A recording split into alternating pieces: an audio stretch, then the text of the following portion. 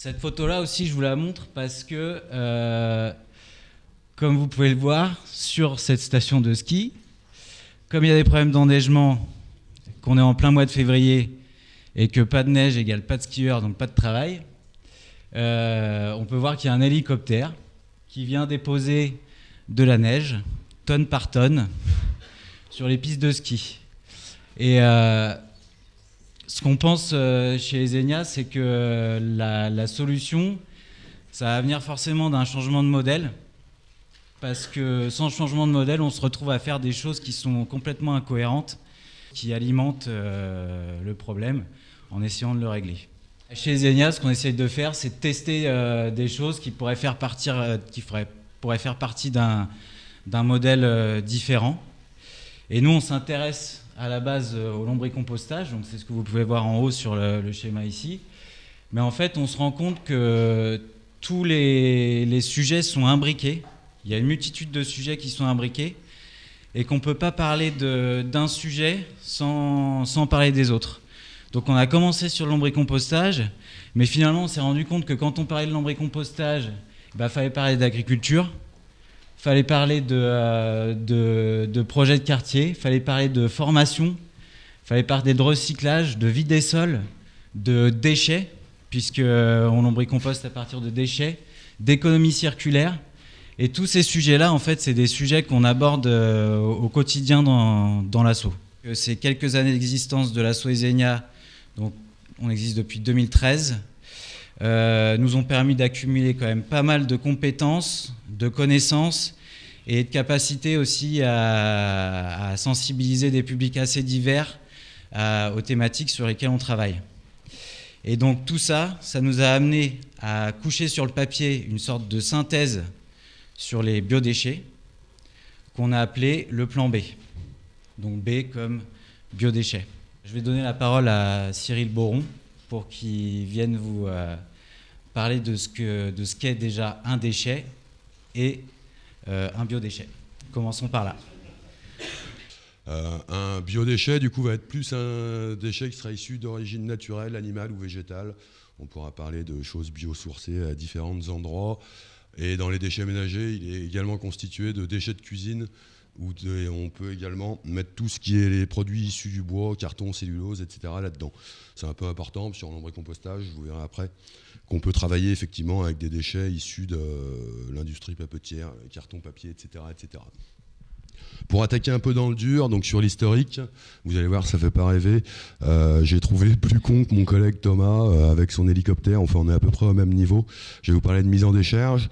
On avait environ 230 décharges.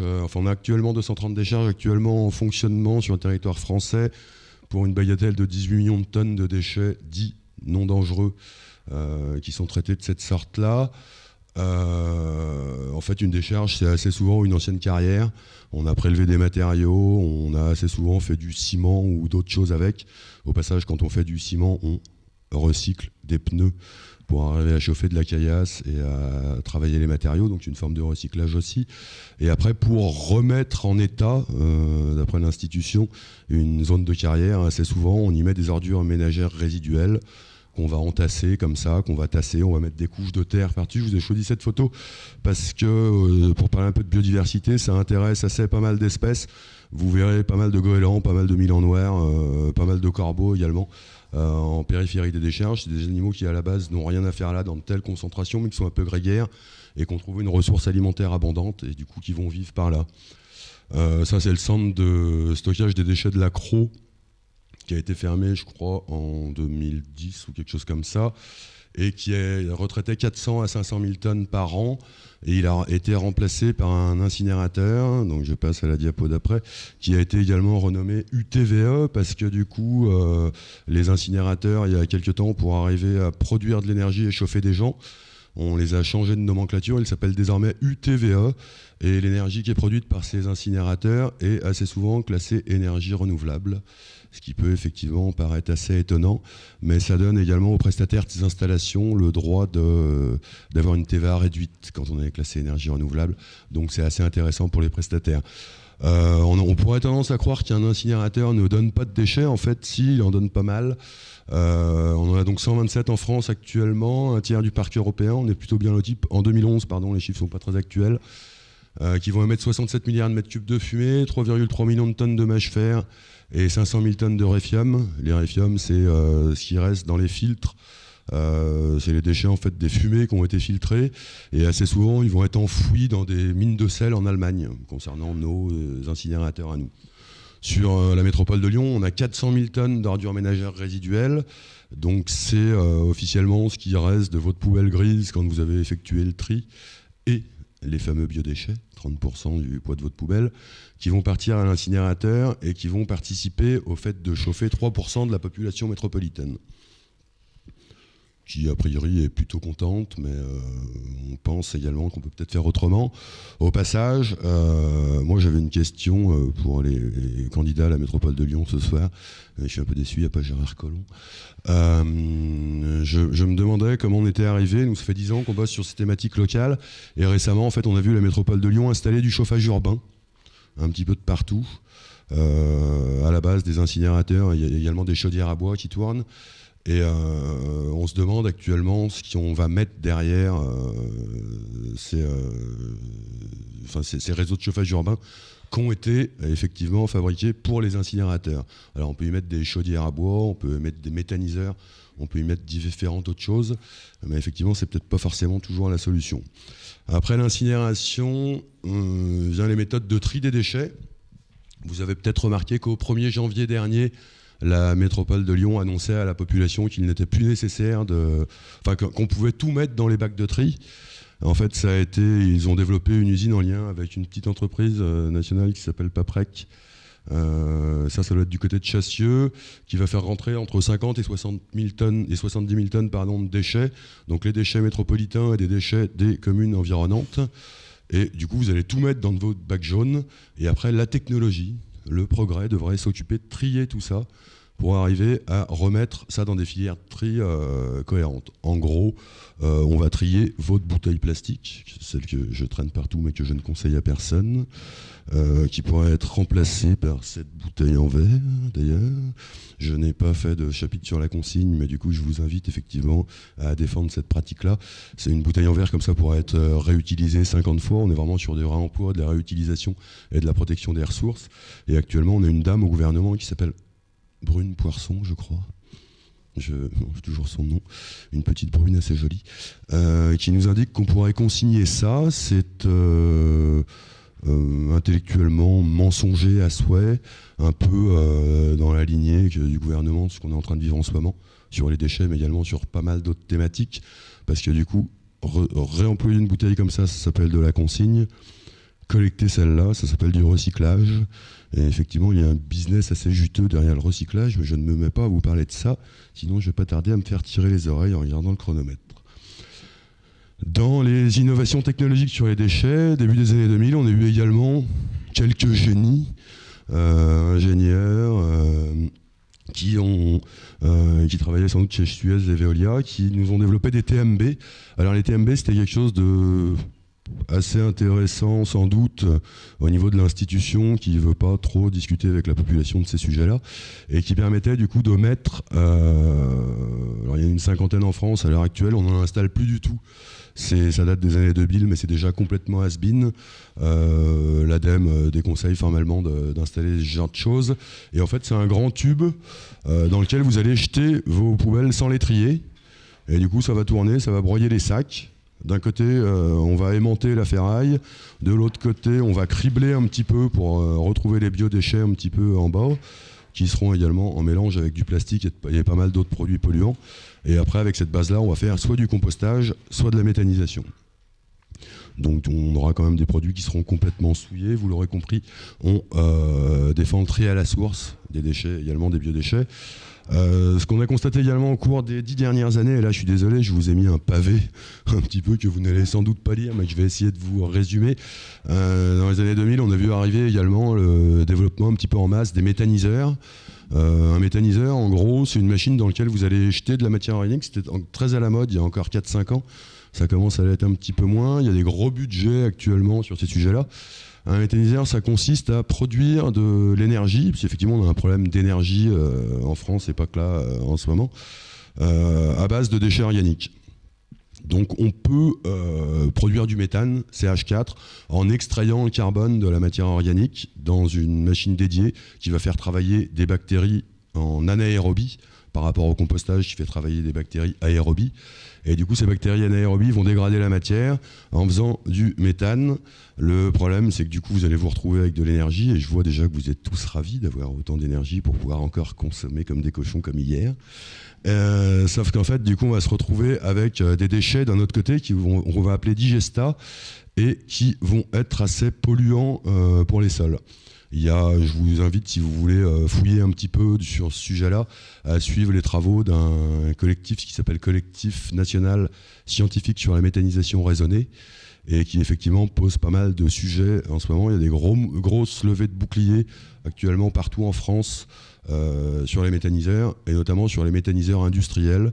Dans le plan B, ce que va vous présenter Pedro tout à l'heure, on n'est pas contre la méthanisation, on est plus sur une forme de méthanisation à petite échelle et qui effectivement n'aurait pas les mêmes nuisances. On a eu un ministre de l'Environnement qui est passé récemment, qui s'appelle François Goulet de Rugy, je crois, qui a eu la bonne idée de mettre 1 milliard d'euros sur cette thématique en disant qu'il faut absolument qu'on ait de l'énergie. Et du coup, en France actuellement, on est en train d'installer un petit peu des méthaniseurs de partout. Il y a des projets un petit peu de partout. Si on fait un pas de côté et qu'on regarde nos amis allemands, sur le territoire français, de Rugy nous avait promis d'en avoir 1000 fin 2020. On n'y arrivera pas, on est dans les 800. L'Allemagne en a 8000. Et par contre, nous, on est en train d'en installer de plus en plus. Eux viennent d'arrêter. Et le paradoxe, c'est qu'ils avaient dédié 7% de leur surface agricole utile. Donc en gros, les terrains agricoles qui étaient dédiés normalement à nourrir les populations, pour faire des cultures intermédiaires, pour faire de la méthanisation. Donc on fait pousser du maïs pour remplir des méthaniseurs, pour produire de l'énergie. Donc effectivement, ça peut être intéressant si vous avez vraiment beaucoup besoin d'énergie pour recycler des bouteilles. Mais je vous invite à vous en passer un petit peu plus au quotidien. Alors du coup, là on a une copie d'écran d'une étude Indigo, d'un laboratoire, d'un bureau d'études qui s'appelle Indigo, qui a fait une étude en 2017 pour la métropole de Lyon et qui conclut un petit peu le passage sur la méthanisation comme ça. Ils disent qu'il faut qu'on développe des politiques publiques en fonction des objectifs recherchés.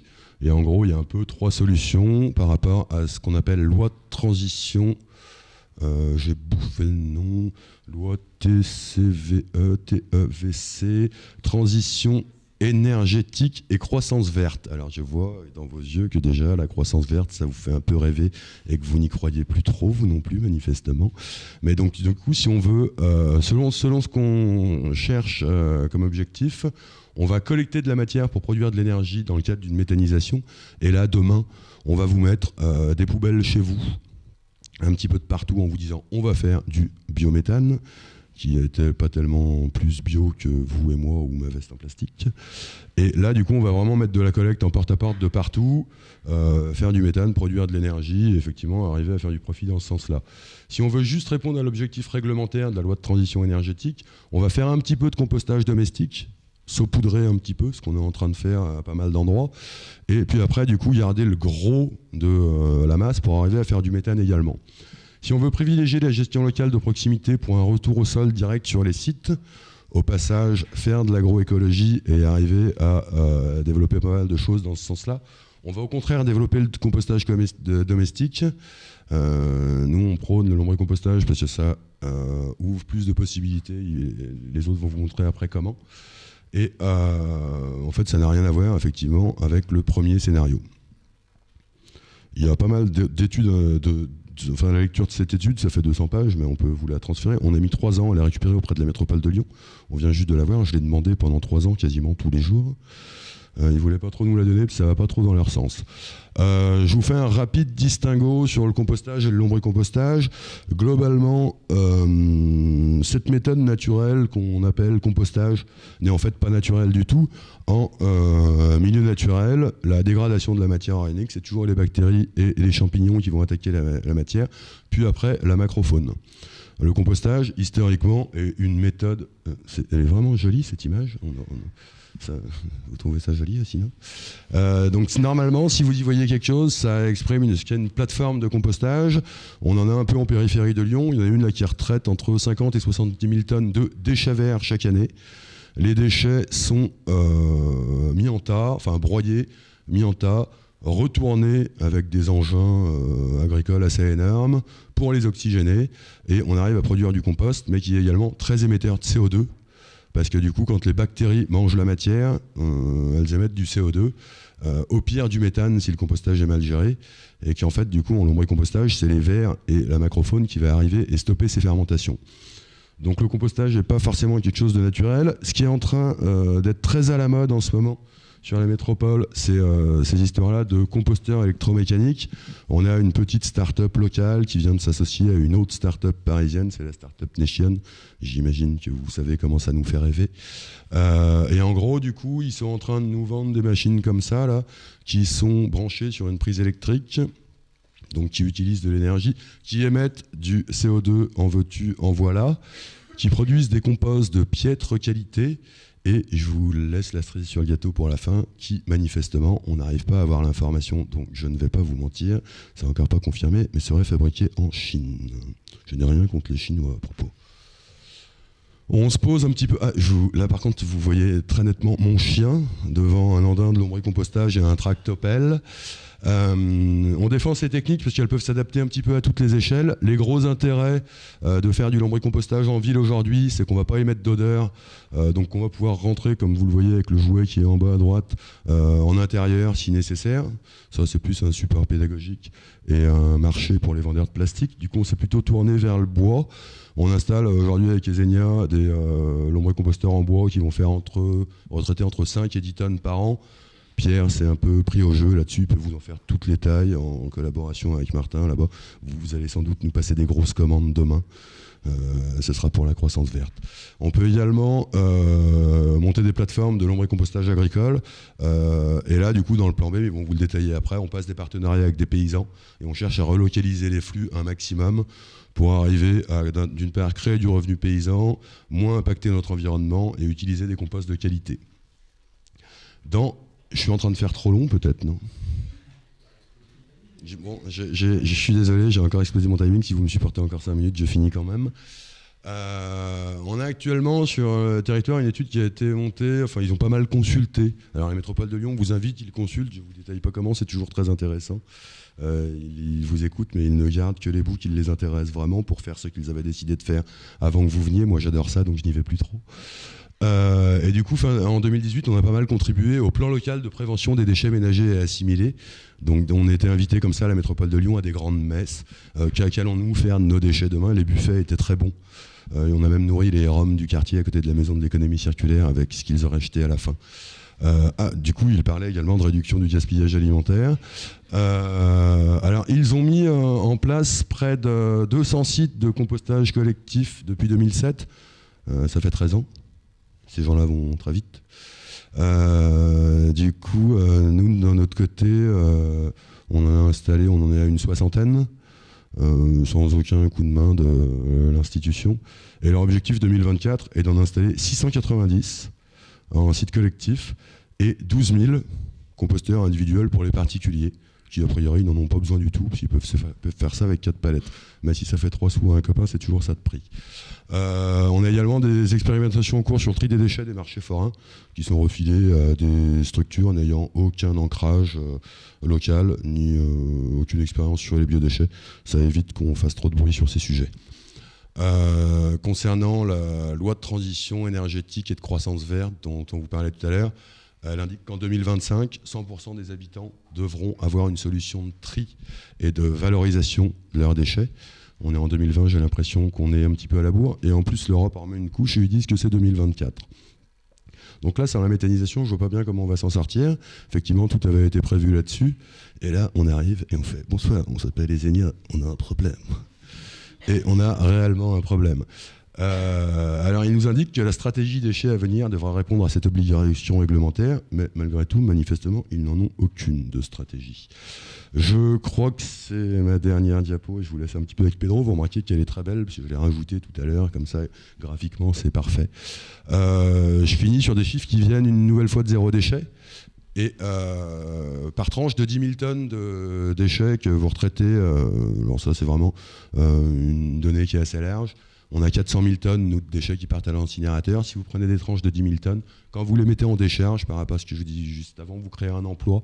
Quand vous faites de l'incinération, vous en créez 3, uniquement sur le retraitement, hein, pas sur la collecte. La collecte crée bien plus d'emplois que ça. Quand vous faites du réemploi recyclage, vous en créez 50, et en mode zéro déchet, vous en créez 500. Nous, dans notre plan B, là, sur la création d'emplois déchets des particuliers, on est entre 300 à 400, ne me faites pas dire ce que j'ai pas dit. Alors que du coup, ça occupe 130 personnes actuellement. Et il faudrait 10 000 installations de quartier, immeubles, pour valoriser tout ça. On les a placées, on sait où elles vont. Je laisse à Pierre la joie et l'honneur de vous faire rêver pour la suite. Ah pardon, je pouvais pas partir sans vous présenter Gérard Collomb, maire de Lyon, président de la métropole de Lyon, président des hôpitaux de Lyon. Ben non, ça vous avez Google, vous verrez un petit peu avec lui partout où il en est. Ex-ministre de l'Intérieur, mais c'est complètement grillé. Brune Poisson, ex-salariée de chez Coca-Cola et de chez Veolia. Elle a un peu ruiné l'environnement en Inde et puis à différents endroits de la planète avant de revenir chez nous pour essayer de faire pareil. Surtout ne la laissez pas faire. Et également François Goulet de Rugy et son homard. Merci à vous.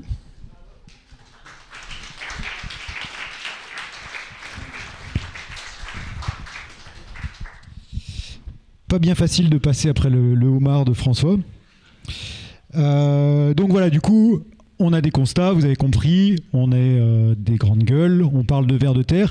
On a un souci, double souci avec ça, c'est que impossible de passer au sérieux quand on a le Zouave qu'on vient de voir, qui est certainement le meilleur éleveur de vers de la région, et qui effectivement, on dit qu'on va changer la face des déchets sur Lyon avec des vers de terre. Et pourtant, en fait, ce qu'on fait, c'est vraiment très sérieux, c'est-à-dire qu'on installe des lombricomposteurs, ça marche. C'est pas très technologique, ça fait pas vraiment rêver à la base, mais effectivement, avec quelques planches de bois de bonne qualité et locales, des vers de terre qu'on élève avec amour, et on arrive à la fois à traiter de très gros volumes en agriculture, des tout petits volumes comme on l'a vu à la maison, et puis surtout, en fait, nous, ce qui nous intéresse, c'est l'intermédiaire, c'est-à-dire tous les volumes un peu moyens, c'est-à-dire qu'effectivement, valoriser l'ensemble des biodéchets de la métropole, on peut soit se dire qu'on fait quelque chose de très gros, très massif, avec des camions qui tournent, soit on essaie d'occuper tous les espaces qu'on a, et effectivement, quand on est en ville, si on est dans des territoires un peu larges, c'est assez simple. Les grosses copros avec les espaces verts où il n'y a personne qui joue, très facile. Un peu plus compliqué en centre-ville. Et donc voilà, c'est un peu un des cœurs de l'association, c'est d'aller chercher les petits espaces. Et si on cumule tout un tas de petits espaces, qu'on occupe des caves inoccupées, qu'on occupe des bouts de cours, etc., en fait, on y arrive, on est capable de trouver des solutions à quasi tout le monde. Je dis quasi parce qu'en fait, je pense que c'est tout le monde, mais voilà, nous, on a vraiment calé des lombricomposteurs dans des espaces absolument incroyables. Alors, je reviens un petit peu quand même. Donc, du coup, voilà, nous, on a besoin, mais quand même, quoi qu'il arrive, même avec ce type d'installation, on n'est pas très sérieux sur le visuel. Donc, derrière, il nous manquait des chiffres. Il nous manquait de modéliser ça. On a testé tout sur plein d'échelles. Puis quand je dis tester, c'est tester, hein, c'est installer, c'est se planter aussi. On a tué un certain paquet de vers de terre avant d'en arriver là. Voilà, mais effectivement, on a des endroits où ça marche. On a la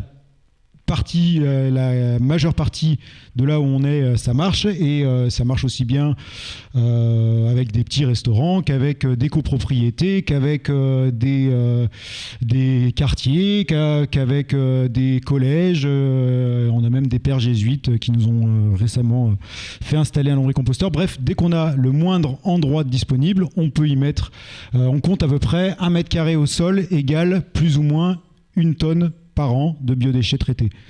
Donc voilà, c'est juste après aller chercher les endroits et on est assez spécialiste là-dedans. Donc du coup derrière il nous manquait une modélisation, donc on a fait des calculs, on a pris tout ce qu'on avait comme source. La source principale ça va être notamment les rapports propreté de la métropole pour avoir des chiffres, des tonnages de déchets, des tonnages de biodéchets. On a aussi les statistiques de l'ADEME et puis on a complété avec nos propres chiffres. Donc je ne vais pas trop vous blinder de chiffres, mais voilà, l'idée c'était d'arriver à quelque chose d'à peu près sérieux. Sur la métropole, à l'heure actuelle, il y aurait 118 000 tonnes de biodéchets par an qui filent tout droit pour le moment donc à l'incinérateur, pour un coût avoisinant les 26 millions d'euros. On arriverait quand même à faire un sacré paquet de choses avec ça. Si on en réduit une certaine part, d'une part parce qu'il y a beaucoup de gaspillage qu'on peut éviter, et puis effectivement en lombricompostage comme en compostage de proximité, on ne va pas tout mettre. On ne va pas mettre notamment tout ce qui est les boîtes de conserve, les plats en sauce, etc. Donc ça, il va falloir beaucoup plus axer le travail sur la réduction du gaspillage alimentaire. Mais bon, bref, voilà, notre chiffre sur lequel on se base, c'est 78 000 tonnes de biodéchets sur la métropole qui sont lombricompostables. Donc voilà, les méthodes pour le faire, c'est tout ça. On a pris tout simplement quartier par quartier, le nombre d'immeubles. Alors on l'a pas fait sur toute la métropole, c'est impossible, mais on l'a fait sur 3 quartiers. C'était juste pour avoir une petite idée de ce qu'on pouvait faire avec. Mézieux, assez facile, territoire large, donc on peut caler effectivement des lombricomposteurs de partout. Lyon 4, un peu plus dense, et Lyon 1er, quartier le plus dense d'Europe. À savoir que si on arrive à nos fins à Lyon 1er, logiquement on peut y arriver absolument partout en Europe. Et du coup on a fait nos petits calculs, nombre d'habitants, quel poids valorisé, combien de lombricomposteurs on pourra y caler. Alors bien sûr, quand on est en milieu dense, on met beaucoup plus de lombricomposteurs tout petits, justement, c'est tout ce que je vous montrais là, les petits espaces. Quand on est à Mézieux, on a moins besoin d'en mettre, on peut mettre des grosses masses parce qu'on a de la place au sol.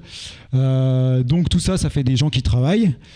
Mon collègue Cédric vous délimitera. On a imaginé aussi tous les postes de travailleurs qui pourraient travailler là-dessus. Et puis du coup, on a fait des règles de 3. On a payé correctement nos salariés. Par contre, avec pas beaucoup d'écart de prix entre le coordinateur, voire pas d'écart de prix entre le coordinateur et la personne qui met le coup de fourche. On est comme ça, mais en tout cas, on n'est pas sur du SMIC.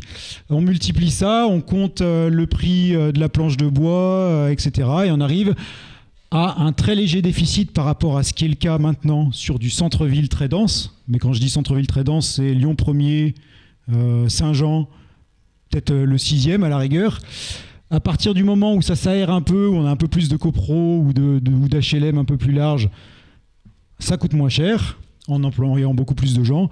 Et bien entendu, dans des territoires comme Mézieux, alors là, c'est parce qu'effectivement, au lieu de faire travailler un camion poubelle avec l'essence qui va avec, un incinérateur, on fait juste travailler des gens avec des fourches, des planches de bois et des vers de terre.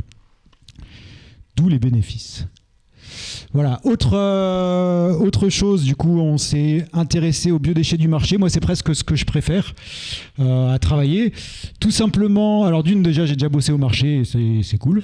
Mais surtout, c'est le truc qui m'a toujours semblé le plus dingue, c'est que c'est l'endroit où on rassemble les déchets. C'est tellement facile voilà, en fait, d'ailleurs, il y a déjà des équipes phénoménales qui viennent faire la propreté en fin de marché. Je ne sais pas si vous avez déjà vu les fins de marché, mais c'est phénoménal. C'est des montagnes de déchets et une dizaine ou une quinzaine de cantonniers qui jettent tout ça dans un gros camion poubelle. Et c'est assez fantastique parce que quand on détaille, finalement, la part qui est absolument non recyclable, elle est vraiment minime, c'est quasi rien. C'est-à-dire qu'au marché, il y a des biodéchets, bien sûr, donc je vais en reparler après. Il y a des cagettes en bois, au mieux, qui pourraient être consignées, au pire, finir en filière bois pour brûler. Du carton recyclable, du plastique, maintenant, avec les nouvelles consignes, censés être recyclables. Donc grosso modo, à part trois gobelets à café et quelques emballages de fruits compliqués à gérer, je pense que 90%, et on a fait des tests, des pesées, je pense que 90% sur l'ensemble des marchés est très facilement recyclable. Donc ça me semble assez facile de traiter les biodéchets, ça c'est notre partie, mais en fait même à partir du moment où on traite les biodéchets, donc ça veut dire qu'on ramène d'autres personnes pour faire le travail, autant aller un peu plus loin et installer une benne à carton pour le carton, créer un système de consigne pour les cagettes ou les ramener sur la filière bois. Et voilà, et du coup là on arrive à des camions quasi zéro déchet. Et à la rigueur une petite camionnette qui vient pour les biodéchets, une petite camionnette qui vient pour le bois, le reste avec des bennes. On a évité un sacré paquet de transport. Et donc ça m'a toujours étonné effectivement que ce soit pas plus travaillé que ça, et surtout que finalement au regard de la loi, la plupart des marchés alimentaires sont hors la loi, puisque la loi impose aux producteurs de plus de 10 tonnes de biodéchets par an de traiter à part les biodéchets. Donc les marchés de la métropole sont complètement hors la loi. Et moi ça me semble toujours, au regard de la facilité qu'on pourrait avoir à séparer ces biodéchets, en particulier sur les marchés, c'est étonnant. Et on manquait vraiment de chiffres et de données. Donc on est allé nous-mêmes chercher des chiffres. Au démarrage, de façon bénévole et pirate, on va dire, on est allé peser. Des fois, on est quand même vraiment complètement con. On est allé peser sur notre temps libre des biodéchets du marché de la Croix-Rousse. Puis, à la demande de Rieux-la-Pape et maintenant de Givors, là, on a fait des vraies études, donc on avait un peu plus de temps pour le faire, où c'était travailler avec les cantonniers pour qu'ils nous laissent le temps pour le faire. Donc, on arrive à des tonnages. Vous voyez, pour le marché de la Croix-Rousse, on est à 215 tonnes par an. Marché des Alaniers, 85 tonnes par an. Les deux marchés de Givors, 68 tonnes par an. Valorisables sur des plateformes de lombricompostage, comme vous a montré Cyril tout à l'heure. Donc voilà, ça c'est simple, c'est facile. Ça demande entre 2 et 6 travailleurs en fin de marché qui vont travailler entre 2 heures et 4 heures. Voilà, faisable demain. Et puis les biodéchets de restauration, sur lesquels je ne vais pas trop m'appesantir, mais juste pour dire qu'on est aussi en test sur du petit, en cave, en petit espace vert, donc pour les petits restaurants, petits traiteurs, ça marche bien. Et par ailleurs, sinon, il y a possibilité de faire de la collecte, comme on le partage notamment avec Terrestris, pour amener soit en lombricompostage, et comme on le disait, on n'est pas que fermé à la méthanisation, parce qu'on est bien conscient que par exemple tout ce qui reste au niveau restauration collective, les plats en sauce, les choses comme ça, les vers de terre, on ne veut pas tel quel. La première chose à faire, c'est de réduire, parce qu'a priori c'est quand même toujours un échec quand on va collecter des plats qui n'ont pas été mangés. Mais si on ne peut pas faire autrement, on peut créer des couples soit pré-compostage puis lombricompostage, ou méthanisation et lombricompostage. Méthanisation pour le retour d'assiette, grosso modo, et lombricompostage pour tous les déchets de préparation des cuisiniers. Donc voilà, avec tous ces chiffres, toutes ces données, voilà, c'est absolument pas possible de dire que notre histoire, que nous, c'est une histoire de guignol. En fait, dans l'histoire, ça coûte moins cher, ça crée des emplois, ça pollue moins et ça ramène de la matière aux sols agricoles qui en ont plus que besoin. Et pour finir là-dessus, donc, on s'est amusé avec Cédric à imaginer tous ces emplois qu'on peut trouver. Donc on les a répartis par quartier. Donc je vais te laisser décrire un peu les employés de demain de l'association Lesenia, qui aura embauché ses 400 salariés. Alors donc moi je vais vous parler ressources humaines. En réalité je déteste ce terme, hein, malgré ce qu'on voudrait nous faire croire. Nous ne sommes pas une ressource, nous travailleurs et travailleuses. Donc je vais vous parler un petit peu de tout ce beau monde qui pourrait faire fonctionner ce projet et tous ces lombricomposteurs. Alors d'abord il va falloir les construire, ça va faire beaucoup de travail, hein. Donc il va nous falloir des constructeurs et des constructrices qui vont travailler en équipe. Concrètement, ils vont faire de la menuiserie pour construire tous ces lombricomposteurs. Après, qui dit beaucoup de lombricomposteur dit quand même beaucoup d'entretien, au moins pour... donc on vous a expliqué que le lombricompostage avait besoin de moins d'entretien qu'un composteur classique, mais il faut quand même vérifier qu'il n'y ait pas trop de bêtises qui soient faites, et on peut quand même jeter un coup d'œil pour voir si les vers sont toujours présents. Donc pour ça, on va pouvoir compter sur nos futurs agents et agentes d'entretien. qui vont avoir pour rôle de faire des tournées concrètement et de vérifier si tout se passe bien. On peut donner comme exemple, par exemple, si un agent d'entretien qui travaille dans le premier, donc une zone urbaine où les lombricomposteurs seraient pas très espacés, vu qu'il y en aurait beaucoup, un seul agent d'entretien pourrait gérer environ 80 lombricomposteurs.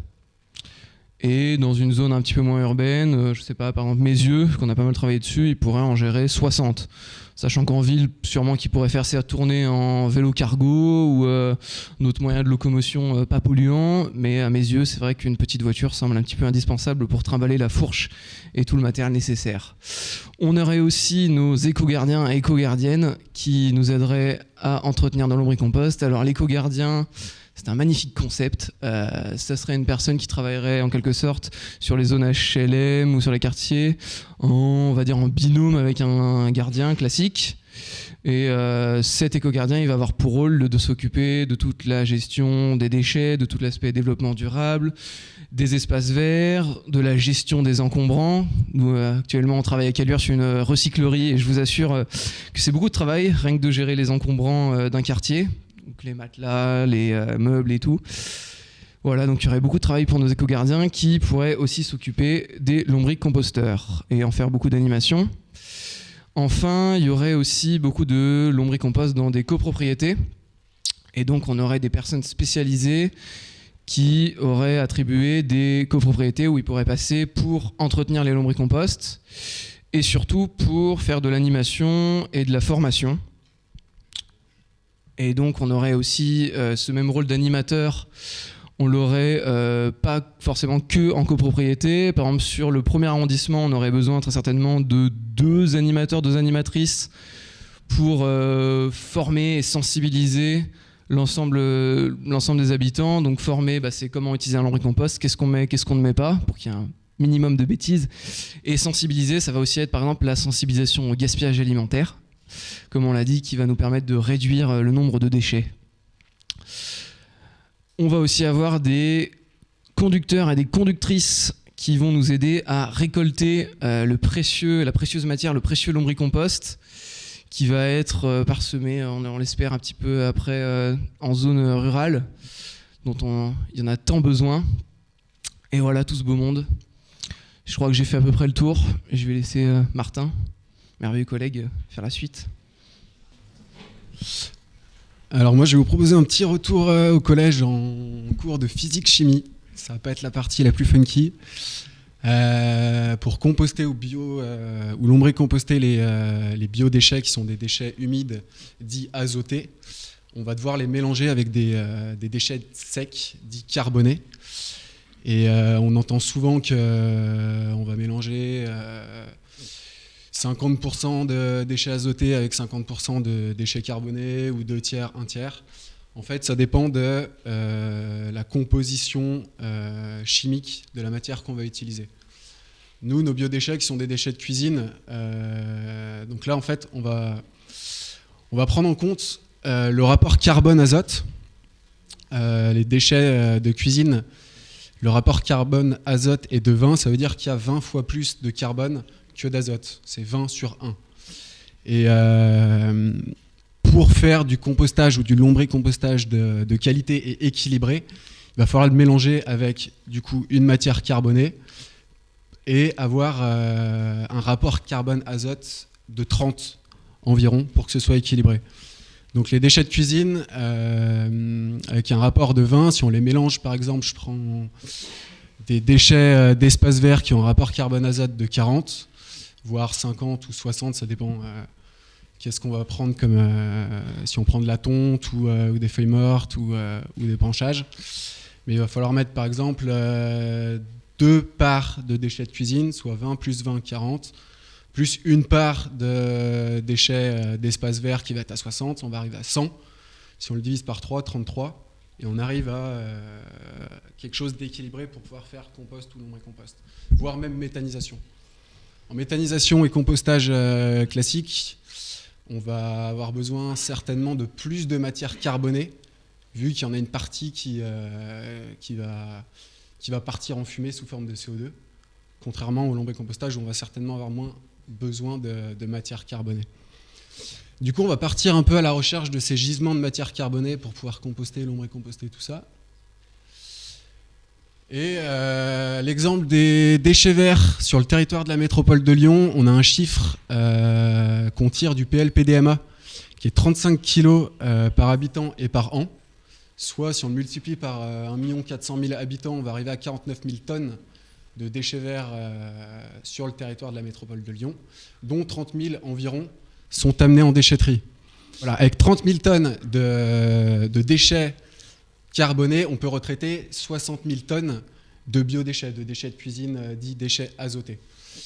60 000 sur les 118 000 ou les 110 000 total ou les 78 000 quand on retire la partie carnée, etc. des biodéchets.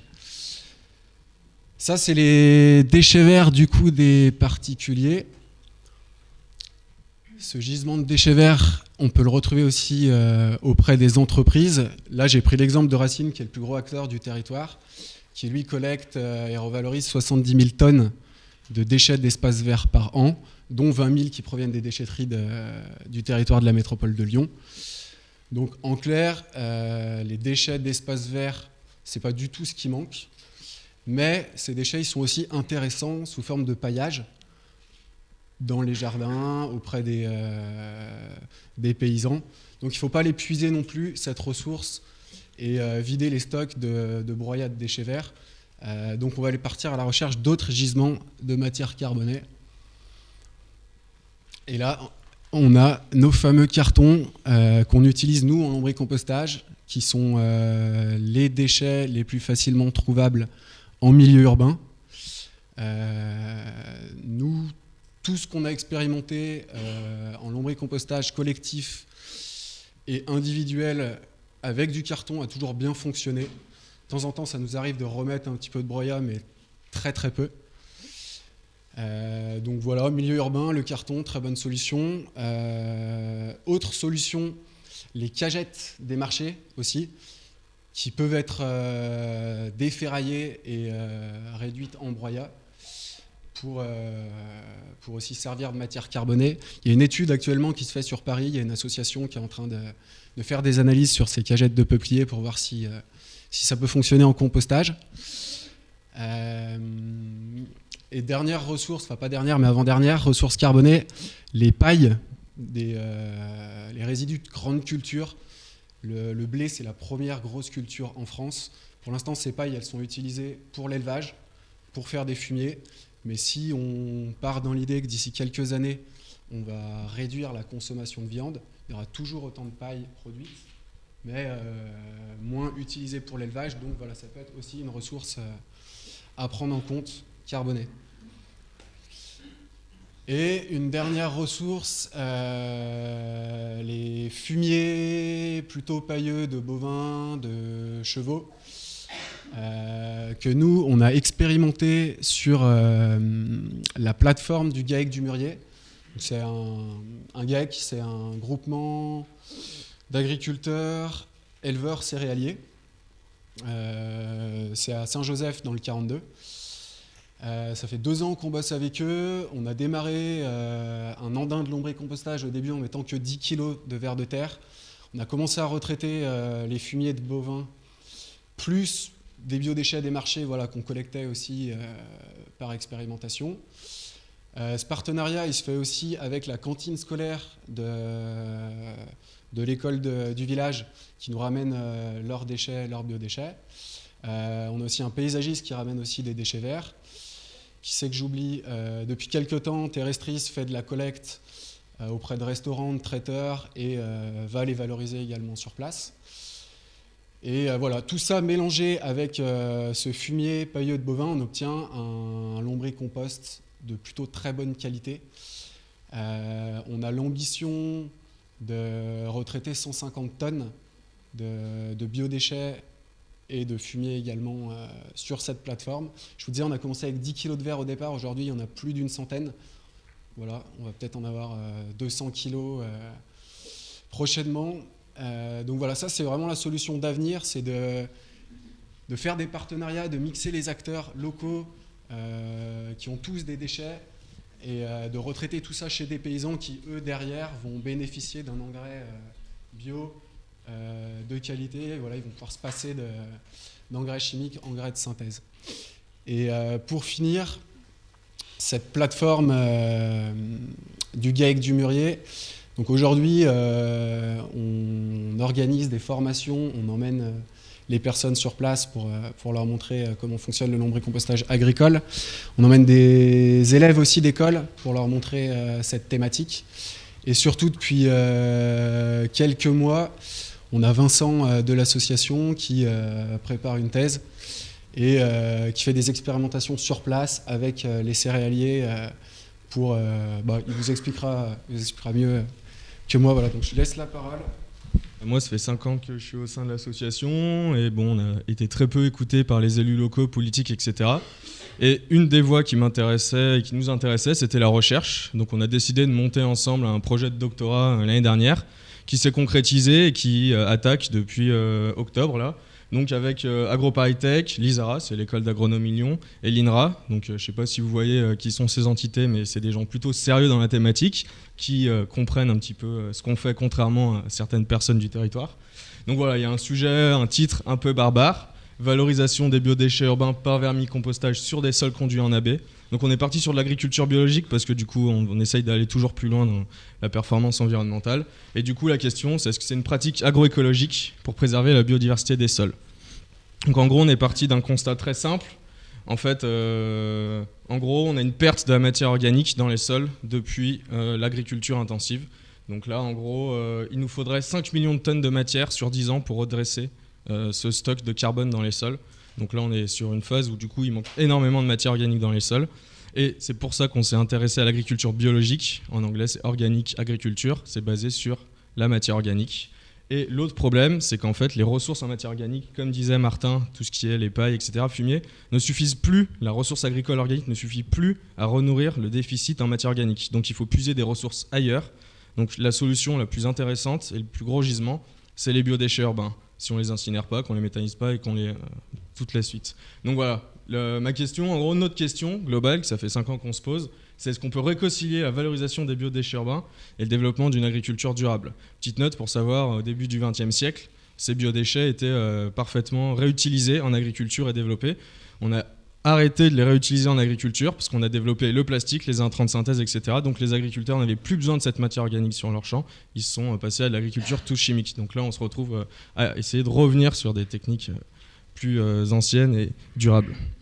Donc en gros, pourquoi le lombricompostage ? Bon, j'ai fait une liste, on pourra en discuter si vous voulez après. L'intérêt au niveau urbain, c'est comme l'ont dit tous mes collègues, c'est que ça s'adapte au milieu urbain, il n'y a pas d'odeur. Ça va de partout, c'est les vers qui mangent la matière.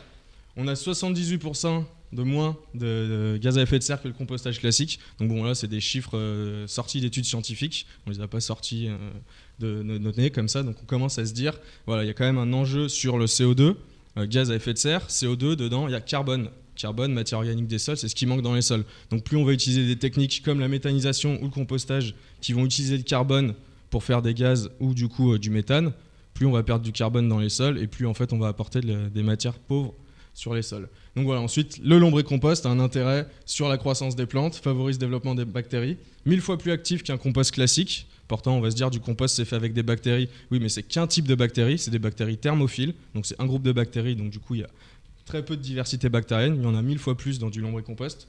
Et l'intérêt c'est qu'il réduit les maladies contre des plantes, contre les ravageurs, etc. Qui en fait du coup va rendre les tiges plus ligneuses, donc plus dures pour tout ce qui est les pucerons, etc. qui vont moins les attaquer. Donc voilà, après favorise l'aération du sol, etc. Il y a tout un tas d'articles à ce niveau-là qui sont très intéressants. En Europe, on l'étudie très peu. Lombricompostage, c'est très étudié. Par contre, à Cuba, notamment, du coup, avec l'embargo, ils se sont très vite débrouillés avec ces techniques. En Inde, etc., où c'est vraiment des techniques qui sont utilisées régulièrement. Il n'y a qu'en Europe qu'on est parti sur du high-tech, où du coup, on veut partir sur de la méthanisation, etc. Voilà. Donc, en gros, le lombricompostage, on ne l'a pas dit, ça utilise des vers de terre. Donc, du coup, il y a 3 catégories écologiques de vers de terre. Nous, on n'utilise qu'une espèce sur les 150 en France, c'est les épigées. C'est des vers, comme on peut voir, qui sont sur la surface, qui mangent que de la matière organique, à hauteur de 90% et 10% de sol. Ensuite, il y a les anéciques, donc ça c'est le gros lombricus terrestris que vous pouvez voir dans les sols, qui lui va remanger cette matière et l'enfouir profondément dans le sol. Et ensuite, il y a une troisième catégorie écologique, c'est les endogés qui, eux, mangent essentiellement du sol avec le peu de racines mortes, etc. Donc ça, en fait, c'est un groupement de différents vers de terre qui vont manger la matière et l'intégrer au sol pour rendre la matière disponible aux plantes, etc. Et là, l'enjeu de ces vers de terre et du lombricompostage, là, on va revenir un petit peu sur un côté théorique, c'est la formation d'un sol, en fait. Parce que tout le monde parle de retour au sol de la matière organique, mais au final, comment se forme un sol ? En fait, c'est facile, il faut s'imaginer en montagne, il y a de la pluie, de l'acidité, il va y avoir de l'érosion, qui va petit à petit permettre aux éléments minéraux et aux plantes de coloniser le milieu. Et une fois que les plantes auront commencé à coloniser le milieu, elles vont perdre des feuilles, de la matière organique, qui sont composées d'acide humique. Donc l'acide humique avec les matières minérales vont former un sol. Donc le sol se forme dans les deux sens. La matière minérale qui est érodée par en dessous et la matière organique qui est décomposée par en dessus. Donc ça, c'est les deux sources de formation d'un sol. Donc comme vous l'aurez compris, il faut de l'érosion, de la roche-mère naturelle, on ne parle pas d'érosion accélérée, et de la matière organique.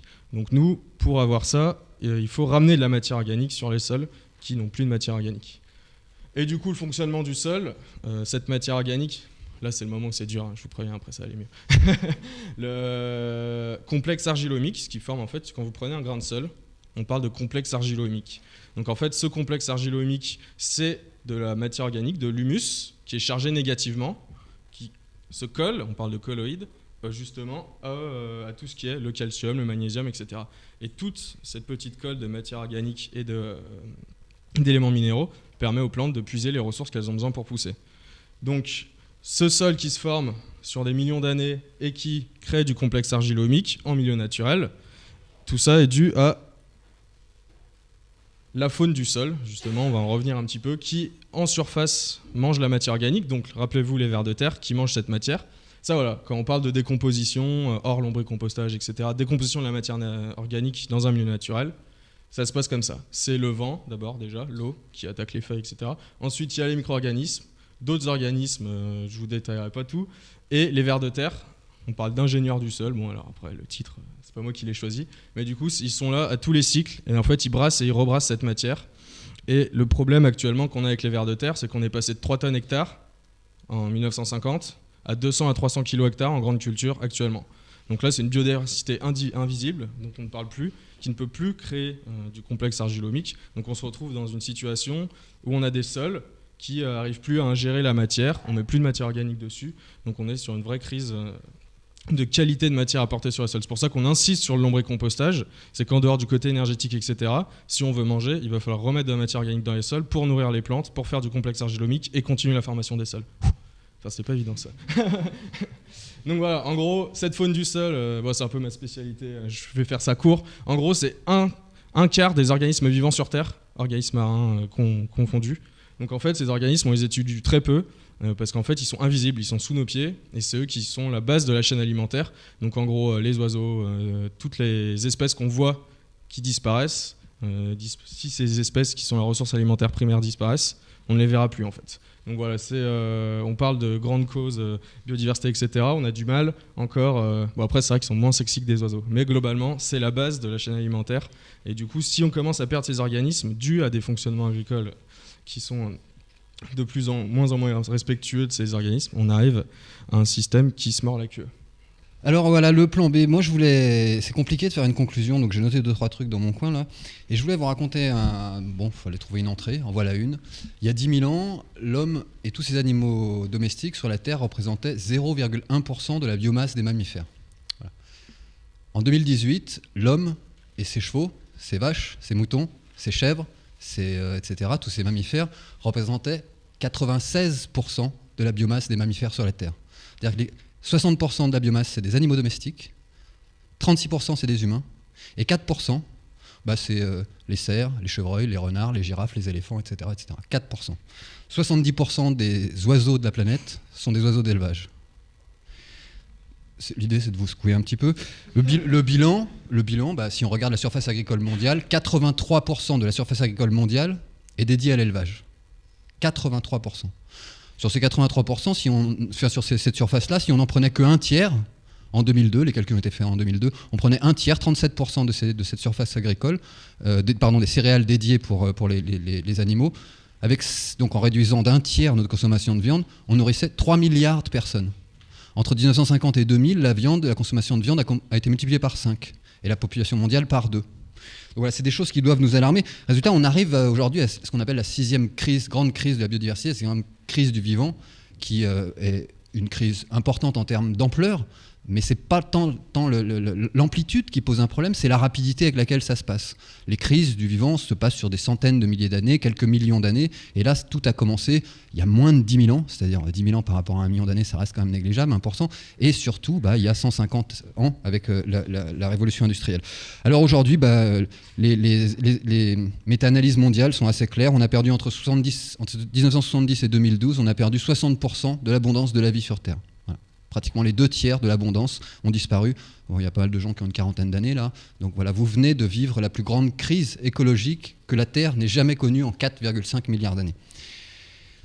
On considère qu'à peu près la moitié des invertébrés qui ont été mesurés, mais on n'en connaît que probablement un millième, que la moitié des invertébrés qui ont été mesurés sont considérés comme menacés. Les invertébrés, c'est un peu tout ce qui structure la vie, qui va assurer le retraitement de la matière organique, on en a bien parlé, la pollinisation, donc la reproduction de 9 plantes sur 10 dans la nature, la protection des cultures, le parasitisme des ravageurs, les prédateurs, enfin toute cette chaîne alimentaire, et puis surtout la manne de nourriture qui va fournir des proies pour les prédateurs, qui eux-mêmes vont fournir des proies pour les super prédateurs, etc. Et une fois que tout ça sera mort, ça repartira au vert et ce sera réintégré. C'est le bouclage de la chaîne trophique. Et donc un élément extrêmement important, c'est la déperdition de matière organique, excréments, poils, plumes, corps, tout ce qui meurt, ça doit retourner au sol et certainement ni être brûlé comme on le fait nous, ou ni nous enterrer dans un caveau avec du béton qui vient de l'autre bout de la planète, du bois qui est exotique, et puis surtout du traitement au formol, c'est-à-dire 8 à 12 litres de formol par adulte. Donc on est complètement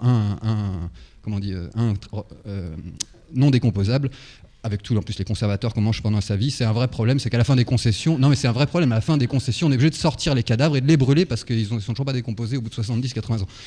Donc il est temps de nous alarmer, parce que les grands animaux dont vous avez entendu parler, qui sont finalement peu représentatifs, parce qu'en France on a 34 espèces d'amphibiens, 39 reptiles, 180 mammifères, 400 oiseaux, c'est extraordinaire. Bon, on a 250 papillons de jour, 5000 papillons de nuit, 1000 abeilles, 1750 espèces d'araignées. Vous voyez que quand on parle des petites bêtes, c'est tout de suite des chiffres qui sont complètement délirants. Mais s'agissant des grosses bêtes, 1/4 des mammifères de la planète sont menacés d'extinction, 1/8 des oiseaux, la moitié des amphibiens, le tiers des reptiles, le tiers des requins, le tiers des conifères et 70% des plantes évaluées. Voilà, ça c'est les données de l'UICN de l'année dernière.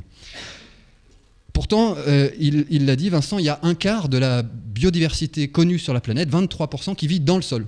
Donc des cloportes, des acariens, des colamboles, des vers de terre, des vers ronds, des vers plats, des bactéries, des champignons, il y en a tout un tas de bestioles qui vivent dedans.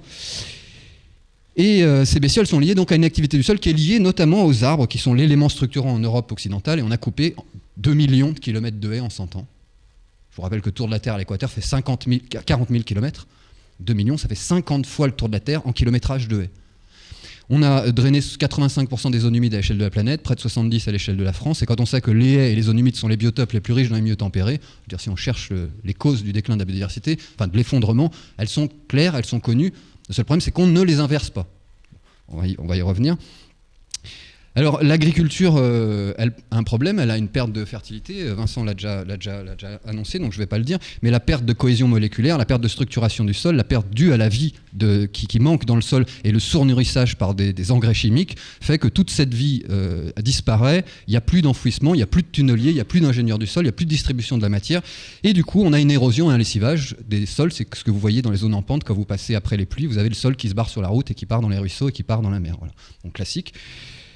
Le problème, c'est que le sol, c'est la base de la vie, 23% du vivant, mais c'est la base des plantes, qui sont eux-mêmes la base des insectes et des autres animaux, qui sont eux-mêmes la base des gros animaux et qui sont eux-mêmes la base de la structuration du sol, en reboucle la cycle. Bon, le problème, c'est que sans plantes, sans sol, on n'a pas de plantes, on n'a pas d'insectes, on n'a pas d'animaux, on n'a finalement pas de vie. Et je vais prendre un exemple sur la problématique de l'extraction du phosphore. Vous savez, vous avez tous entendu parler qu'on a des mines de phosphore qui sont utilisées pour extraire du phosphore, parce que les plantes ont besoin de phosphore. Alors très très peu, 97,5% du poids sec d'une plante, c'est du carbone, de l'hydrogène, de l'oxygène, de l'azote. Carbone, CO2, il y en a un peu plus que d'habitude, vous le savez. Hydrogène, dans l'eau.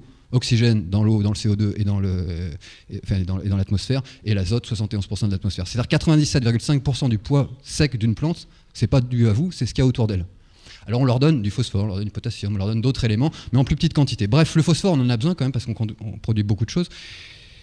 Et dans les excréments, dans les animaux, alors en fait, le phosphore, les plantes n'en manquent pas normalement. Parce qu'il y a des animaux qui meurent, qui perdent des poils, qui perdent des plumes, il y a du phosphore dedans, il est décomposé. Alors il faut 100 ans pour faire 1 cm à une molécule de phosphore, c'est extrêmement long. Mais bon, bref, les bactéries, les champignons arrivent à les mobiliser, les restituer aux plantes, et elles arrivent à se nourrir. Mais quand il n'y a plus d'animaux sur le sol, quand il n'y a plus de vie, puisque le principe de l'agriculture moderne, ça a été viole ta terre bien profondément, détruis-la chimiquement et maîtrise avec la chimie et la mécanique, un système que tu as simplifié, qui ne peut pas marcher, parce que la seule manière pour qu'il soit stable, c'est qu'il soit complexe, alors qu'on l'a simplifié. Donc ces choses sont un peu infernales. Bref, il n'y a plus de phosphore, les sols sont compactés, le phosphore est bloqué, donc on va dans les mines de phosphore, faire travailler les étrangers à l'autre bout de la planète, puis les faire crever eux, leur environnement et leurs enfants par la même occasion. Et du coup, on extrait ce phosphore pour pouvoir enrichir nos sols agricoles. Or, un humain, on parle de déchets, hein, donc les humains ils ont des déchets, ils ont des excréments. Un humain, chaque année, produit 600 grammes de phosphore dans ses excréments. Ce qui, selon, alors moi j'ai arrêté d'utiliser les chiffres des écolos parce qu'en fait on peut toujours nous les opposer, donc je prends que des chiffres ADEME, ministère, ONU, FAO, voilà, comme ça on est tranquille. La FAO nous dit, donc la branche alimentation et agriculture pour l'ONU, nous dit avec ces 600 grammes d'excréments humains, on pourrait compenser 22% des besoins de phosphore mondiaux pour l'agriculture. Un quart du phosphore pourrait être issu des excréments. Je vous redonne le chiffre, les excréments humains produisent 600 grammes de phosphore par an. Vous vous rappelez combien d'animaux domestiques ? Bon, les chevaux, c'est 19 kilos par an. Avec 600 grammes, on fait 22%. Les chevaux, c'est 19 kilos. Les vaches, c'est 20 à 35 kilos de phosphore par an. Vous voyez qu'en fait, toutes les solutions, on les a. Elles sont simples, elles sont connues, mais on ne veut simplement pas les mettre en place. Alors, le bilan est extrêmement sombre. Je suis vraiment désolé. Hein. C'est pas moi qui suis responsable. J'essaie même de faire plutôt des choses pour aller à l'encontre. Mais alors, il y a quand même un élément positif, c'est d'abord, pour moi naturaliste, hein, je suis un expert biodiversité pour le coup, c'est la capacité extraordinaire de résilience de la nature. Cette capacité qu'elle a de reprendre un système dès qu'on lui laisse, quand bien même on lui laisse la place, hein, c'est quand même lui laisser un petit peu de temps, un petit peu de place, et arrêter d'y mettre les mains. Qu'est-ce que je pourrais mettre comme fleur ? Qu'est-ce que je pourrais mettre comme arbre ? Non, mais fais rien. Si tu mets tes mains, tu déstructures un truc. Tu veux rendre de la nature, tu recules et tu regardes faire. Ça, c'est de la renaturation. Sinon, c'est du jardinage ou de la culture, c'est très bien, mais c'est pas de la renaturation. Donc les solutions, elles existent, et notamment des solutions fondées sur la nature, parce qu'ils font les malins là, tout cela. Nous, on prend des verres et tout, mais en fait, ils n'ont rien inventé. Ils ont regardé ce qui se passait dans la forêt. Bah ouais, mais, vous êtes des rigolos. Ils sont allés dans la forêt, ils ont regardé. Ah, il y a des feuilles. Ah, il y a des branches. Ah, il y a des tiges. Ah, il y a de la bière qui tombe. Et il y a des vers de terre qui mangent tout ça avec des cloportes et des machins. Bah, au lieu de faire des gros tas qui montent à 60-70 degrés, qui perdent les 2/3 en gaz à effet de serre, on va le mettre au sol, comme ça se passe dans la nature. Et il s'avère que ça marche mieux, que ça retient mieux l'eau, que ça donne un produit de meilleure qualité, vivant et non pas stérile. Donc pas une pastille de vitamine C, mais une nourriture consistante. Donc c'est quand même intéressant. Alors, les solutions, elles existent déjà. Mais pour une part, c'est des nouveaux métiers, enfin on appelle ça des nouveaux métiers, alors que ce sont pour des autres métiers ou des anciens métiers. Et ces solutions, si on élargit, c'est les solutions du monde agricole, on en a parlé, il y en a quelques-unes, il y en a plein d'autres, les solutions liées à l'alimentation, et aux carences notamment de la vie moderne, les solutions liées à la construction, les solutions liées aux déchets, on était là pour en parler, et en fait toutes ces solutions, elles existent depuis longtemps. Et si elles existent, ce qui est intéressant de faire le lien avec les déchets, c'est qu'on peut recommencer par le départ. C'est-à-dire que la fin du cycle, c'est le départ de la vie et tout part du sol. Si on veut reconstituer ces choses-là, il va falloir partir du sol. Et du sol, qui est l'élément premier, et des arbres, qui est l'élément dernier. Et ces éléments-là doivent être à nouveau remis en boucle. Parce que les arbres sont capables de créer du sol, les arbres sont capables de créer de l'eau. Les arbres, s'il n'y avait pas de... Un petit détail, s'il n'y avait pas d'arbres sur la planète, tous les continents, il pleuvrait à 400 km des côtes et tous les continents seraient des déserts. Comme il y a des arbres, ils fabriquent de l'humus, donc ils fabriquent de la terre, donc il y a des arbres, donc ils évapotranspirent, donc ils créent des nuages, donc il pleut, donc il y a des arbres, etc. etc. Et donc le moyen qu'on a de restituer du sol, de filtrer une partie des effluents chimiques, c'est d'utiliser le bois. Le bois au sens au sol en décomposition et le bois au sens les arbres qui vont pousser. Parce qu'ils sont capables, et alors une étude de Serralini est sortie, non, je ne sais pas s'il a été publié, mais montrait que les champs de vignes bio et de vignes conventionnelles qui se touchent, la seule différence, c'est le paillage carboné au pied, donc le paillage en dur, au pied des vignes bio, montre qu'on n'a plus de résidus de pesticides quand on paille avec ces produits. Alors que, évidemment, les lignes qui sont à touche-touche, elles ont traité de la même manière. Mais évidemment, c'est dilué, on passe en dessous du pourcentage accepté, et donc c'est vendu dans du bio. Mais malgré tout, sur les bouteilles testées, et on prenait la ligne qui était en contact, il n'y avait pas de trace de pesticides, 1 sur 500 bouteilles. Voilà, donc on a des solutions qui existent. Le problème, c'est que ces solutions, elles ne rapportent de thunes à personne. Elles consistent à faire marcher ce qui marche tout seul, elles consistent à sortir de ce système économique. Et pour ce qui est de ces braves gens, on appelait ça des chiffonniers.